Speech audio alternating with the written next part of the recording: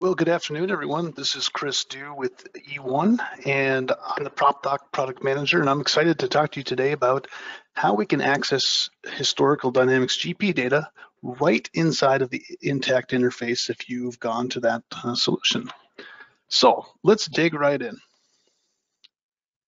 Quick agenda. We're going to discuss a couple of terms that we'll be using throughout the call today. We're going to kind of talk about our overall migration strategy with E1. And then we're going to really spend the bulk of the time both viewing data inside of Intacct and then actually showing how that is done. So I mentioned a couple of terms we're going to bring up. Azure Data Lake. Again, for some people, this is maybe been something they've been talking about the last couple of years. For many of you on the call today, it may actually be a newer term. And I guess the 10,000 foot level is it's a place to store unstructured data. Now, what does that mean? It means that one file could be a CSV file. One file could be a JPEG file. One file could actually be XML, or one could be even like a PDF document. It can be basically anything that we need it to be. And so the great part about a data lake is that we can store all of this information up there, and it's very cost effective and it's very easy to work with. Well, I should say, when you have PopDock, it's very easy to work with data that's sitting in a data lake. So anyway, a data lake, again, just for practical purposes, a place to store all kinds of information in your Azure account. Now, the second term we have here is the PopDock Data Lake Upload Tool. Well, there we go. There's our first occurrence, right? We're already talking about data lakes again. So this is a tool that's part of PopDock that allows us to extract information out of Dynamics GP, is what we're talking about today. We're extracting it out of there, and we're able to then put it into a data lake, your data lake account, and make those lists of data available so that we can now embed it right inside of Intacct and view that information. So that's what we're talking about today, is we're going to spend the most of our time really talking about this main concept. So let's talk about the overall migration strategy. Very quickly, we know that there's a whole lot of integrations, or I should say scenarios, that exist today before maybe moving. And some of you have an on-premise system, right? Maybe it's you're maintaining that SQL Server on site, and you're looking at moving away from that, again, retiring it after you've fully moved to Intacct. Well, you can certainly do that. Other of you have maybe put that in Azure already. Maybe you have a virtual machine in Azure or something like that, so it's slightly outside your network, but still really an on-premise system, just one that's hosted in the cloud. Still, others of you may actually have moved an entire database to maybe Azure SQL, or again, some people have even moved to like a hosting company that is, well, I'll give you one example, like PowerGP Online, where they've really kind of created, a little bit separate interface that allows you to still access that GP information. But the whole point of this is, no matter where your data is, right? E1 has tools to help you in that process. Again, and even on this image here, I have PopDock, but I also have Smart Connect, because it's a big part of that solution when you may need to move it into the other system. So our focus today is primarily, again, on extracting the information out of GP wherever it is, and then making it available to you inside of Intacct. So that's what we're going to talk about next. How do we access that historical information right inside of Intacct? And let's dive right into it. What can we see? Well, we can do information where, and let me give you a couple examples, right? I may have some sales history that I want to be able to see, and maybe I want to see the information that was entered in GP over the last 5, 10, 15, 20 years, but then maybe I also want to combine that with, okay, sorry, I'm getting ahead of myself already. Maybe I just want to see all the history that came from GP. That is certainly one of the options that we can embed inside of the Intacct interface. We can also do a combination list where it takes the history, but also the information that's being entered brand new inside of the Intacct system. And so what this allows us to do is have a combined list with all of the information in one place, so you're not hunting all over the place to find those records, whether they be customers or vendors or whatever. And then finally, we can even embed this not only on just kind of a more generic place for your smart lists. You could have your smart lists inside of Intacct, but we can also, and I'm going to demonstrate this a little bit later, we can attach it to a customer, a vendor, an account, an inventory item, whatever that may be, is that we have the capability with PopDock to bring that into, again, whatever embedded system that we like. So let's start with that. I want to show you what does this look like right inside of the Intacct interface. So let me switch over.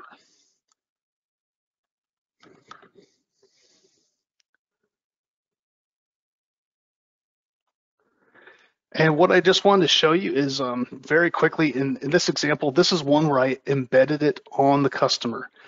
It's a really nice feature. They call it Smart Link inside of Intacct, and it allows us to embed that GP information, that history, right inside of this interface. And so in this example here, right, I'm able to, I have this little PopDock tab, so it's right on my main customer tab, but I just hit the PopDock tab, and now I'm pulling all of this customers, all of their invoices and orders and whatever it may be right inside of this interface. Now I can do whatever I want, right? If I want to have the filters on here, if I want to add columns, I basically have that entire capability to do whatever I want inside of here. We could even, if we wanted to break this down by like SOP type, for example, oh, I didn't bring the grouping in. Okay. If I had that enabled, I'd be able to get subtotals by, the different SOP types. So I just want to show you what does this look like right inside of Intacct. So now in this example, again, we don't have to leave the interface. We can see this historical GP data without ever leaving the new Intacct system that we're in. Okay, so let's talk a little bit more about how do we actually go about extracting that information from our existing GP system so that it can be made available inside of Intacct. So the first section I'm going to talk about here is how do we connect to that data? So how do we connect to get your smart lists that you're used to using today? How do we make them available inside of there? And again, the favorites that you already have. How do we able to access those so you don't have to start from the ground up? So a couple key points here. The tool that we're going to be showing in just a second doesn't require opening up your SQL Server to the internet, right? It means you don't have to have any ports open, or again, you don't have to poke a hole in your firewall to get at it, or don't have to install a gateway, right? There's a lot of things that that introduces a ton of complexity, and we've made it very, very simple now with our tool to allow you to extract the GP information without ever leaving your network and poking any, again, security holes in there. The other part too, I just briefly mentioned it, but we can pull all your GP lists. So what does that mean, right? It means your smart lists. It means anything that you built with Smart List Builder, right? Even if you have a ton of those and you're using them every day, you can do it. Even baby Smart List Builder, right? The Smart List Designer from Microsoft, you're able to pull anything that was built with that, and we can bring all of those lists, whether they be standard or custom, we can bring those up into the data lake and then make them available inside of Intacct. The other part though is that we have a second option here, and I have it listed as all SQL tables, but let me say it a different way. It's an entire database backup. So that means, unlike there's Microsoft has a product that kind of does this, they focus only on their tables, but we also bring over all third parties, any custom tables that you may have, whatever it is, you can kind of think of it as a backup. And maybe a different way of saying this is really your insurance policy to ensure that you absolutely have every piece of data from that GP server in those companies, and we could then utilize it in the future if we ever need to go back and find that data. All right, let's talk just a little bit more about actually the movement of the data. So that was first part, is showing that we can connect to that data on-prem without needing to go to the cloud and create any security concerns. This is a little different right now. This is where we can actually talk a bit more about moving the data. So again, maybe just to spell it out again, this runs in your environment, right? So this is going to run on the customer site. It does not need to run on the SQL server. It doesn't need to run even on a server. It could be run from a workstation, but you have to be on the same network as that server in order for us to move it to a data lake in the cloud. So just that's a really key part, is that this does run right from the customer's environment and allows us to push it to the data lake as opposed to pull it. And second point here is that we can move this data really as fast as it can be extracted and uploaded. So there's two things there. Extracting the data. So we talk about the volume, right? So if you only have a gigabyte database, right, it's going to be pretty quick, right? You're going to be probably done in less than an hour. If you have a terabyte database, right, you might be getting into a few more hours and maybe even a couple days, because it just takes that long to extract all that information out of your SQL server. And then the second part of that is uploading it. So if you have a great internet connection that allows, uploads of that data, we're kind of limited by like how fast we can actually upload it, extract it out, and upload it to the data lake. So just to give you some kind of indicators of, if you have a huge amounts of data or just smaller amounts of data, it'll just kind of set the tone for how long it's actually going to take to do that. Another key piece to this is that we have the capability of fixing any errors. So you may run these reports, and again, let's say somebody kicked off a backup of the SQL server, and all of a sudden it lost connectivity while we're in the middle of this run. Well, maybe you had gotten halfway through. It would basically allow us to go through and pick up where those ones had already failed again. Or again, you'll see in my example that I actually will have a couple of errors in there that we'll take a look at.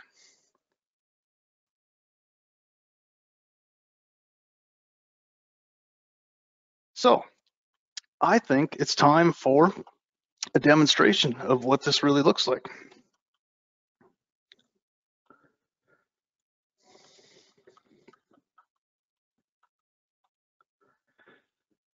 Okay, so if I pull up the PopDock Data Lake upload tool, what we're going to be greeted with is an option of what do we want to do first. So we're going to start with, we're doing GP today, right? So we're going to copy the smart lists that are from here and move those up. But you'll see there's also an option to do the tables. So we'll come back to that in just a little bit. Once I do that, it's going to ask me to log into my PopDock account. And so I'll log into that. If you have access to multiple accounts, which again, some people do have access to their customers' accounts or maybe even a secondary account. I'm logging into this particular one. So it logs into whatever account that you specify, and then what it's going to do is it's actually going to pull information about a data lake connector that's been configured inside of there. Okay, and so you'll get a drop-down list of all the data lake connectors. I put in the credentials that I need to hook into it, and then we hit connect on that. So now I have a valid data lake that we're going to be pushing this information to. Finally, it says, okay, what version of GP are you running? And so this is an important part, right, to match this up to what you have, just because we have, there's some specific changes, right, that were introduced to in these different versions. And you can see we have all the way from 18.5, which just came out, to down to 9.0. So we cover quite the gamut in this case. This one that I'm pointing to is actually the original 2018 RTM. A couple of other things to point out here, right? This SQL server, while mine looks like it's an internet address, most of yours probably won't be, right? It is something that you're accessing local. It's the name of your SQL server on your network. Then you'll have your port that it's on. Here's the key stuff right here, right? Your system database. Most people call it their Dynamics database. In my case, I've called it GP Dynamics because I have a couple of copies on there. And so I want to make sure that this is where I point to get all of my companies and stuff like that. The other part in here, right, is that the user that we're using is the SA user, and I don't have to use that. Here's the key one, right? I know people get scared when they see SA and they're like, no way, we don't give anybody access to that. You don't have to. You can choose any user that has read access to those companies and the Dynamics database. The only caveat is make sure is that you need to have access to the sys objects so that we can read all the metadata and pull all the fields when we're pulling that information back into PopDock. Okay, so I'll connect to that. Now it starts getting exciting because it determined by pointing to that Dynamics database that I have 3 different companies inside of here. And so what this allows me to do is if I have companies that I don't want to archive, I can uncheck them. So in this case, this was a company that I have little to zero data inside of here. I'm not going to move this. But for you, maybe it's a sandbox that you've been using or a test system, and it doesn't make sense that you archive that. Or again, maybe it's a company you haven't used in 10 years, right? Maybe you have 20 companies and 2 of them have been merged into other companies or are no longer being run. You can choose which ones you want to archive and not. So next we'll hit this. This starts displaying all of the standard smart lists that we have, as well as you can see this first one is obviously not standard. This is one that was built with Smart List Builder. Or again, if we scroll down here, you'll see, here you go. These ones are obviously not standard ones. These ones that were built by our EQA department. So this is I guess proof that you can pull all the standard smart lists as well as anything that was built with Smart List Builder or Smart List Designer. I'll go ahead and we'll do all of them and get the process started. The key to this, I think, is that when we're looking at this, you're going to see that it wants to do 306 total transactions. So that means, again, there's 2 companies. It's running basically all of those lists. So there's must have been about 150 lists in there. So it's doing it for Fabricam as well as for Iron Foundry. Now, the other thing that you're going to see right here is it tells you how many are left and how many have been completed.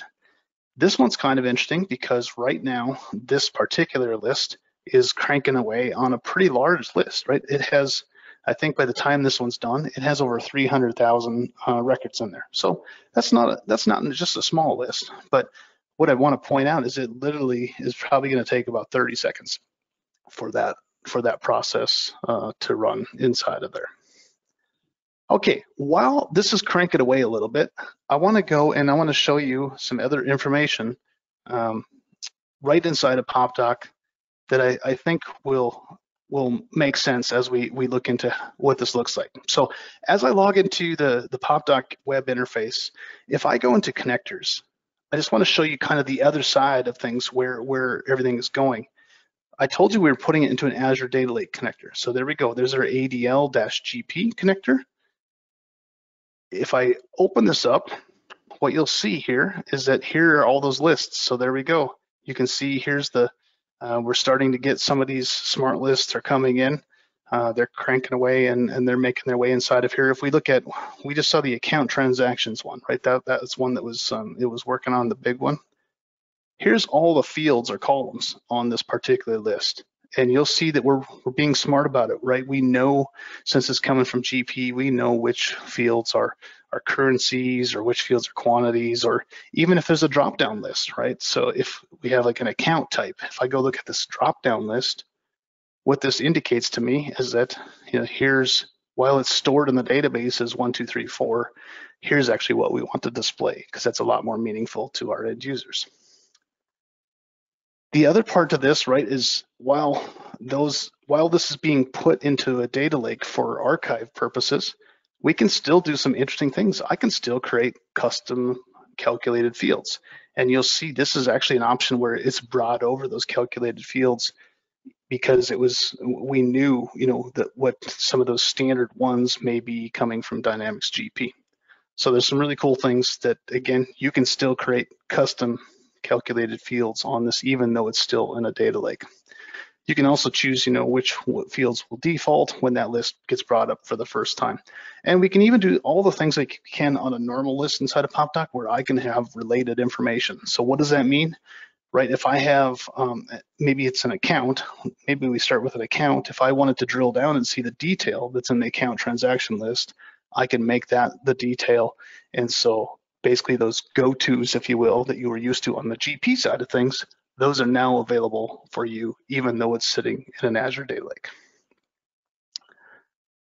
Okay, a couple more things to point out here is that you're never stuck. Even though this has been placed into an Azure Data Lake, you could still do some custom lists inside of here. So you kind of think of it as really a mini smart list builder. Even though we've moved away, maybe you've turned off your GP SQL Server, you could still do a list that joined multiple pieces of that historical GP data.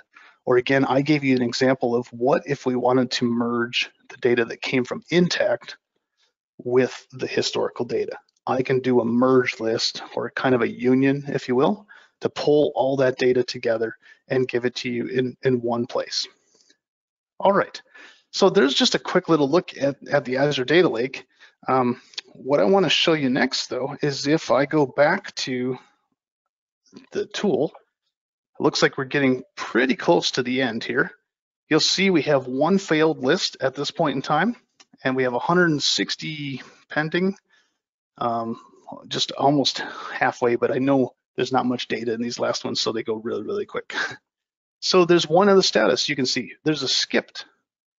And what that is basically doing is saying if there is no data in any of those lists, it's actually not going to move the list. It's not going to put blank files out in the Azure Data Lake. It's just saying, you know what, we're going to skip and wait till we find the list that has that meaningful data inside of there. Okay, I'm going to let this finish. It's almost done there. Again, there's hardly any data in any of these remaining ones, just so I can show you the last piece, right? Because this was the part where it was essentially moving your smart lists. But we're going to get into the next section here where we're able to actually move the entire database. So that's something I do want to make sure that I show you. So looks like we got about another 15 seconds. There we go.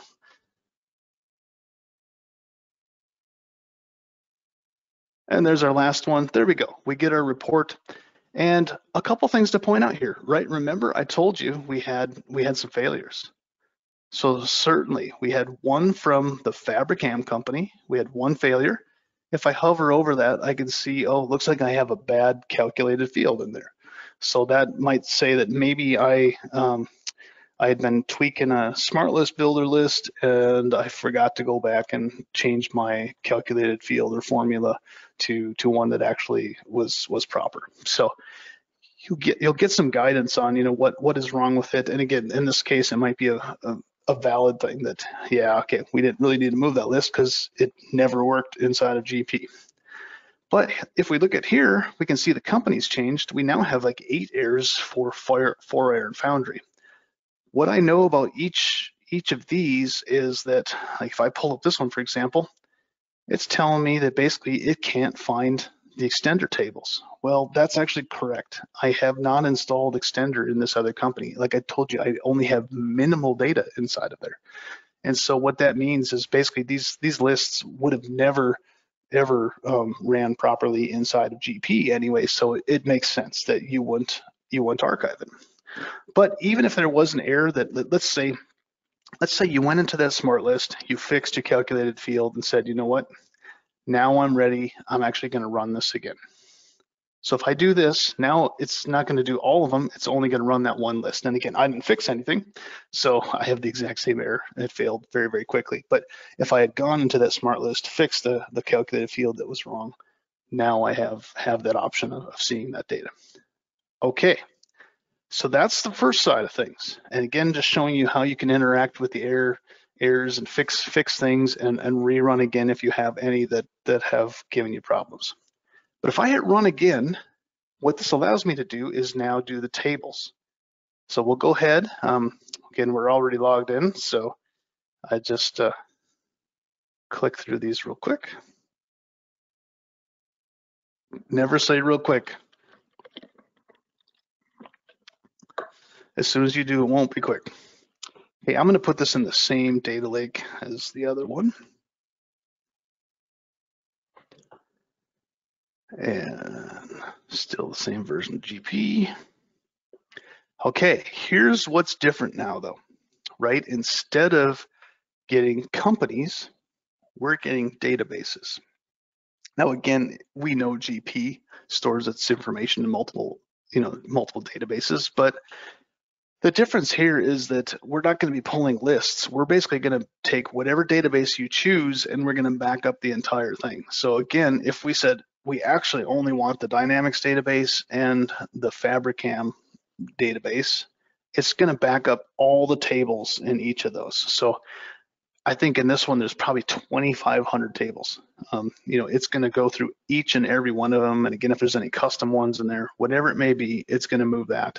And so I'm actually not going to kick off this process because this does take a few more minutes. But I just wanted to show you that this is that insurance policy that allows us to archive the entire GP company databases. And when you're satisfied that all that information is out there, this gives you the capability of being able to turn off that SQL Server and retire it, but still be able to access all of your GP data, even though you're inside of that particular Intacct interface. We never have to leave it, and we can view all that information.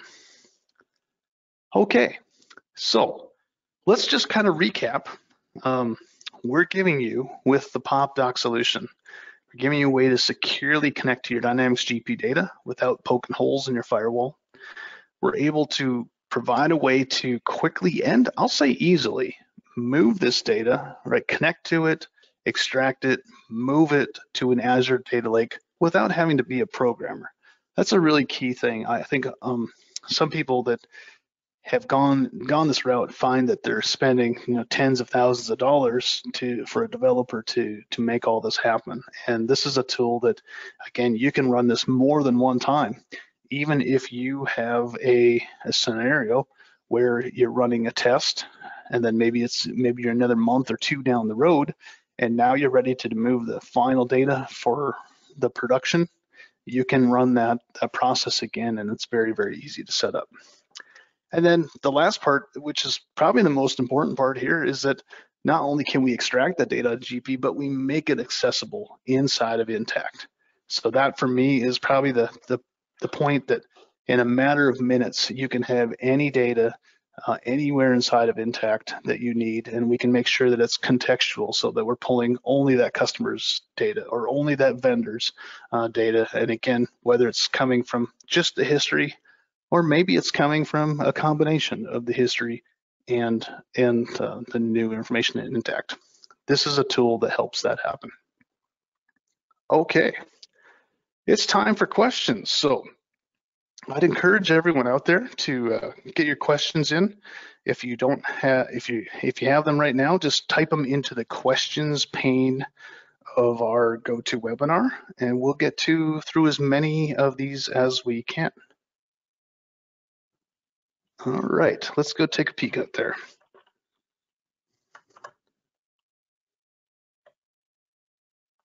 Okay, first question is, can I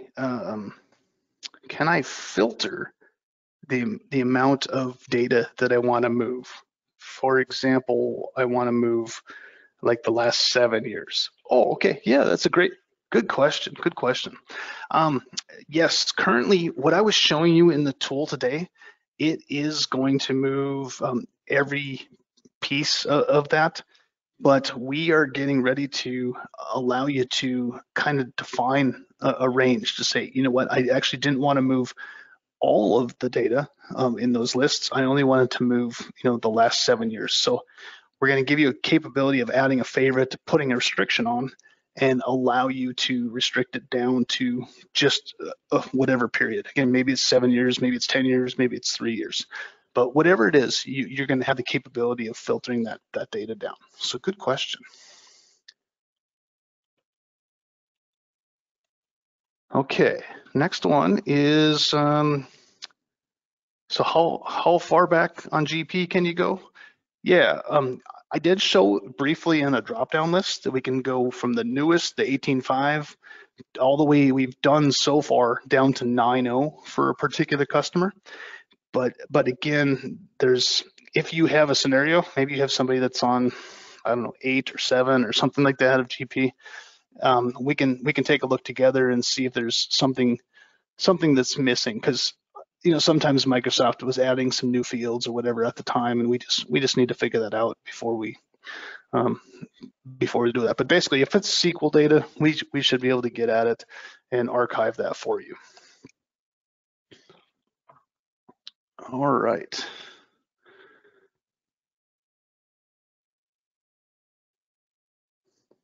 Let's see here. Got another one coming in here. Just a second.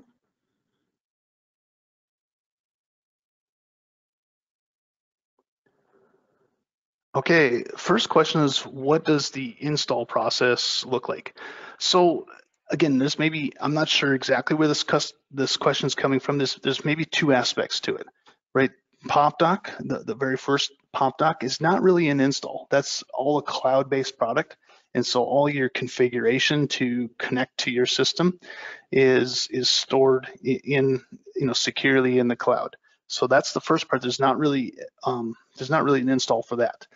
Now the PopDock Data Lake upload tool, there is an install for. So that's a pretty quick install, because like I said, it doesn't even have to be on a server. It can be running on just a workstation and allows us to connect to it and then extract it out. If you're inquiring about, I guess, the piece inside of Intacct, that is actually what's called a smart link. And so there's not really an install for that either. That's just a really cool technology built into Intacct that allows us to embed whatever data we need from PopDock right inside of there. So we can do that without writing any code whatsoever. Okay.